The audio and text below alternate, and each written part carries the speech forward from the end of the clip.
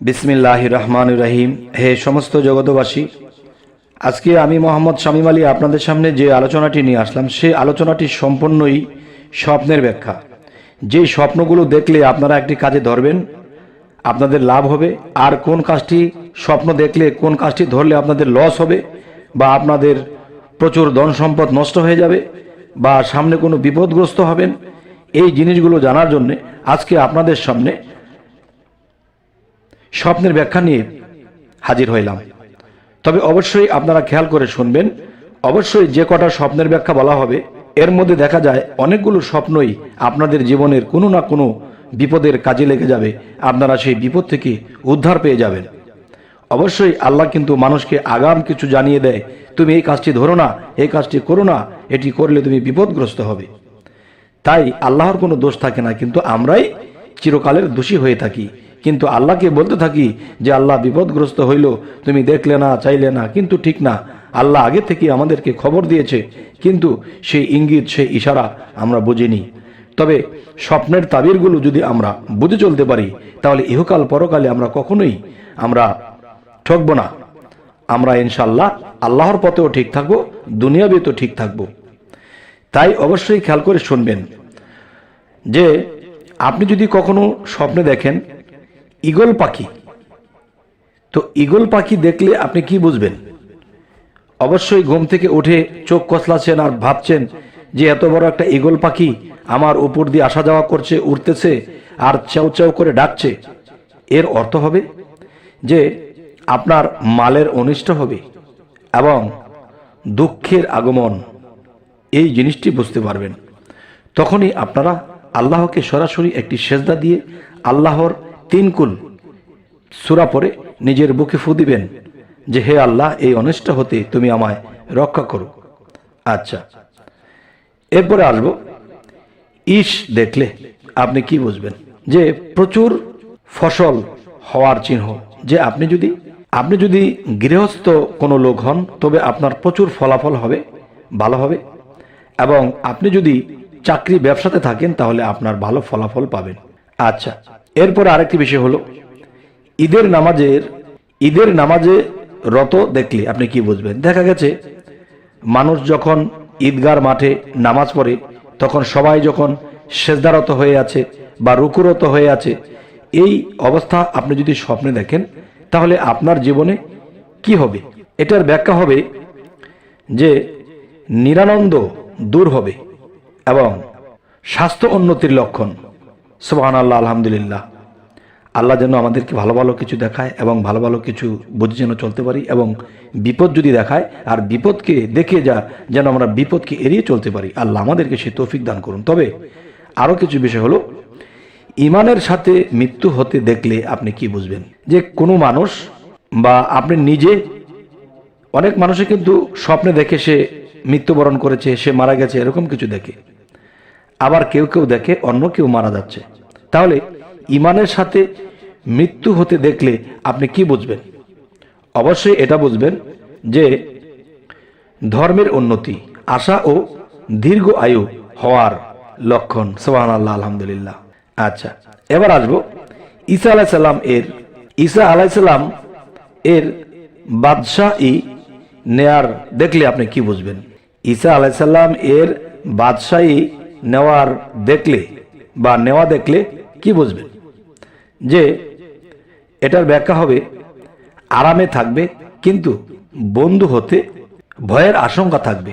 আপনি সুখ স্বাচ্ছন্দ্য, সমাজে ভালোই চলছেন, ভালোই খাবেন, চাকরি বাকরি, ব্যবসা বাণিজ্য, আপনি ভালোই আছেন, কিন্তু আপনি কোনো বন্ধুকে নিয়ে দেখা যায় আতঙ্কে থাকবেন যে সে আমার কোনো ক্ষতি করতে পারে, সে আমার নিজের মানুষ হয়ে হয়তো সে আমার এমন কিছু করে ফেলবে যে আমার সংসারটা পথে বয়ে যেতে পারে। তাই এ বিষয়ে সতর্ক। এবার আসবো ঈসা আলাইসাল্লামকে আনন্দিত দেখলে আপনি কি বুঝবেন? ঈসা আলাইসাল্লামকে অনেকেই স্বপ্নে দেখে, যে যারা আল্লাহর পথে আছে, অনেক নবী রাসূলদেরকেও স্বপ্নে দেখে। তাহলে আপনি যদি ঈসা আলাইসাল্লামকে স্বপ্নে দেখেন, তাহলে ঘুম থেকে উঠে এটার ব্যাখ্যা কি করবেন? এটার ব্যাখ্যা হবে রোগ ব্যাধি মুক্তি ও উন্নতি লাভ হবে। সুবহানাল্লাহ, আলহামদুলিল্লাহ। এরপরে আসবো ঈসা আলাইসাল্লামকে দর্শন করতে দেখলে কি বুঝবেন? এর অর্থ হবে কাজ খুব সোজা হবে। আপনি যে কোনো একটা কাজে হাত দিবেন, সেই কাজ আপনার খুব সহজ হয়ে যাবে। আচ্ছা, আরও একটি বিষয় হলো, কোনো কোনো মানুষ আছে যে কোনো একটা কাজে হাত দেয় অনেক কঠিন, অনেক বিরক্তিকর, পারছে না, শরীরে কুলায় না, জ্ঞানে কুলায় না, এরকম হয়। তখন আপনি ওই রাত্রে ঈসা আলাইহিস সালাম, তিনি আমাদের নবী, তাকে স্মরণ করে আল্লাহর নাম নিয়ে একটি সেজদা করে ঘুমিয়ে পড়বেন। যদি আল্লাহ নসিবে রাখে, হয়তো যদি স্বপ্ন দেখেন, তাহলে দেখলে বুঝবেন আপনার কঠিন কঠিন কাজগুলো সহজ হয়ে যাবে। এবার আসি, ঈসা আলাইহিস সালামকে আকাশ হতে অবতীর্ণ হতে দেখলে আপনি কি বুঝবেন? যে ঈসা আলাইহিস সালাম আকাশ থেকে সে অবতীর্ণ হয়ে নামতেছে, এরকম দৃশ্য আপনি দেখেছেন, তখন আপনি স্বপ্নের ব্যাখ্যা কি করবেন? তখনই আপনি বুঝে নেবেন খুব বৃষ্টি হবে। আচ্ছা, খুব বৃষ্টি হবে, এটা কবে, কোন দিন? সে কি দুপুরে, সে কি সকালে, সে কি সন্ধ্যায়, কখন হবে বৃষ্টি? যদি আপনি এই স্বপ্নটি সকালে ঘুম থেকে ওঠার আগে দেখেন, তাহলে বুঝবেন আজকালের মধ্যেই বৃষ্টি হবে। আর যদি আপনি এই স্বপ্নটি দেখেন ঠিক মধ্যরাতে 2টা 2:30, তখনই 3 থেকে 4 দিনের মধ্যে বৃষ্টি হবে। আর যদি দেখেন যে আপনি 12টা বাজে দেখেছেন, কেউ 11টায় ঘুমিয়ে যায়, তাহলে এটা সপ্তাহ বা 10 দিন পরে বৃষ্টি হবে। আচ্ছা, এবার আরো কিছু বিষয় আমাদের জানা দরকার।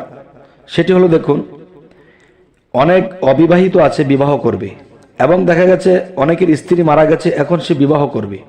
তো স্ত্রী মারা গেছে, এখন তার বিবাহ করার প্রয়োজন। এখন দেখা গেছে আগের স্ত্রী যেমনই ছিল, এখনকার স্ত্রী যদি দুষ্ট হয়, খারাপ হয়, সেটা কি করে বুঝবেন? যদি আপনি স্বপ্নে দেখেন যে ইঁদুর আপনার ঘরে এটা সেটা কাটাকাটি করছে, এটা সেটা করতেছে, তখনই আপনি বুঝবেন আপনি একটা দুষ্ট স্ত্রী লাভ করবেন। নাউজুবিল্লাহ, নাউজুবিল্লাহ। তাহলে আমরা এরকম স্বপ্ন দেখলে অবশ্যই সতর্ক হব, কারণ একদিনের আনন্দ, একদিনের বিবাহ সারা জীবনের যন্ত্রণা বয়ে আনতে পারবো না, তাই আমরা বুঝে চলব। এবার আসি, ইঁদুর কর্তৃক বৃক্ষ শাখা কাটতে দেখলে আপনি কি বুঝবেন? এটাই বুঝবেন আয়ু শেষ ও জীবনের অন্তিম লক্ষণ। তখনই বুঝে নেবেন যে আপনার ঘর কোনটা, আপনার দেহঘর। আপনার দেহঘরের মধ্যে কোনো অঙ্গ প্রত্যঙ্গ নষ্ট হতে পারে, বা আপনি যে কোনো রোগে ভুগে মারা যেতে পারেন। তখনই এরকম কিছু দেখলে, তখন কিন্তু আপনার মৃত্যুর খবরটা আপনি পেয়ে গেলেন। কিন্তু আল্লাহর কাছে সাহায্য চাওয়ার আছে। যেমন আল্লাহর কালাম থেকে সূরা ফাতিহা 3 বার এবং ইখলাস 3 বার, ফালাক 1 বার, নাস 1 বার পরে নিজের বুকে ফুঁক দিলেন এবং আল্লাহকে সরাসরি সেজদা দিলেন, চোখের পানির সাথে বলতেছেন যে হে আল্লাহ, এই পৃথিবীতে এসেছি, তোমার কোনো আমল করতে পারিনি, কাজ করতে পারিনি। হে আল্লাহ, তোমাকে সন্তুষ্ট করতে পারিনি, আমাকে একটু হায়াতটা দীর্ঘ করে দেওয়া হোক আপনার তরফ হইতে, যেন আমি আপনার ইবাদত করে এই পৃথিবী ত্যাগ করতে পারি। যদি আল্লাহ চোখের পানি দেখে, আপনার আকুতি মিনতি দেখে যদি আল্লাহর ভালো লাগে, হয়তো কিছুদিনের হায়াত আপনি পেয়ে যেতে পারেন। তখন কি হবে? তখন আর কোনো দিকে পিছন তাকাবেন না, আল্লাহর ইবাদতে থাকবেন, সৎ থাকবেন, মানব সেবা করবেন।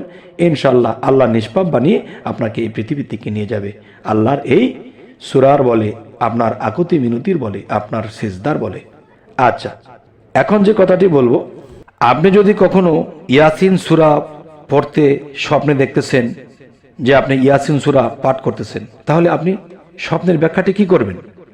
এই ব্যাখ্যাটি খুব সুন্দর।